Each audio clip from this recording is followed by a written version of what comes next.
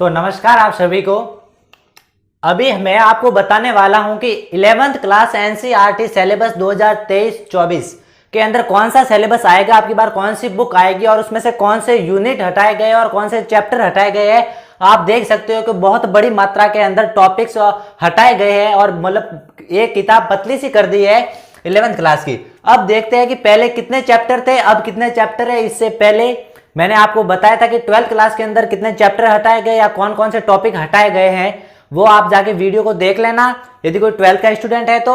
अभी हम देख रहे हैं 11th के लिए कि 11th बायोलॉजी के अंदर कौन कौन से टॉपिक हटाए, कौन कौन से यूनिट हटाए गए हैं। अब देखते हैं कि 11th एनसीईआरटी सिलेबस, आप देखते हैं कि बिफोर क्या ना, पहले जो चैप्टर थे वो संख्या थी 22 और अभी है ओनली 19। कहने का मतलब है अभी 3 चैप्टर रिमूव कर दिए गए हैं।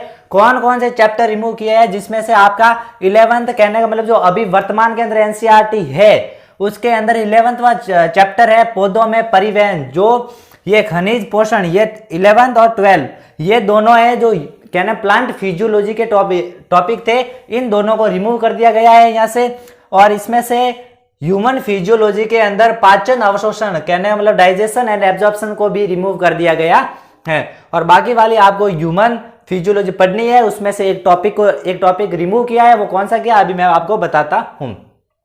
अभी मैं यदि चैप्टर फर्स्ट की बात करूं, चैप्टर फर्स्ट के अंदर जो जीव क्या है, कहने का मतलब एनिमल क्या है, इसके बारे में जो कैरेक्टर बताए गए थे, जिसके अंदर वृद्धि ग्रोथ आ जाती है, रिप्रोडक्शन आ जाता है, उपापचयन आ जाता है, वो सब टॉपिक रिमूव कर दिए गए। वर्गीकी सहायक साधन, जिसके अंदर हर्बेरियम सीट आ जाती है, जूलॉजिकल गार्डन आ जाते हैं, बोटेनिकल गार्डन आ जाते हैं, ठीक है, ये टॉपिक चैप्टर फर्स्ट से रिमूव कर दिए गए हैं। अब मैं चैप्टर 5 की बात करूं, उसमें से पादप जीवन चक्र तथा पीढ़ी एकांतरण रिमूव कर दिया गया है। मूल, तना, पत्ती के रूपांतरण रिमूव कर दिए गए। इनके बारे में बहुत छोटे छोटे पैराग्राफ है, वही ओनली आपको पढ़ने हैं।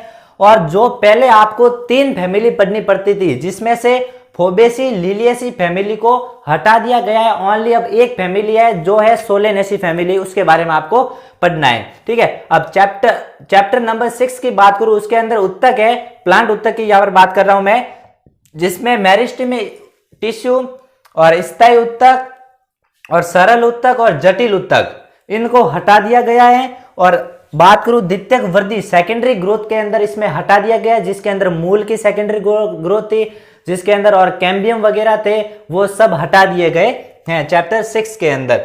अब मैं चैप्टर 7 की बात करूं तो चैप्टर 7 के अंदर प्राणी उत्तक टॉपिक हटा दिया गया है, जिसके अंदर आपको 4 प्रकार के टिश्यू पढ़ने होते थे, जिसमें तंत्रिका उत्तक था, संयोजी उत्तक था, उपकला उत्तक था, ठीक है। तो एक और उत्तक है, ठीक है। टोटल 4 प्रकार के उत्तक पढ़ने होते थे, वो टॉपिक बिल्कुल रिमूव कर दिया गया है।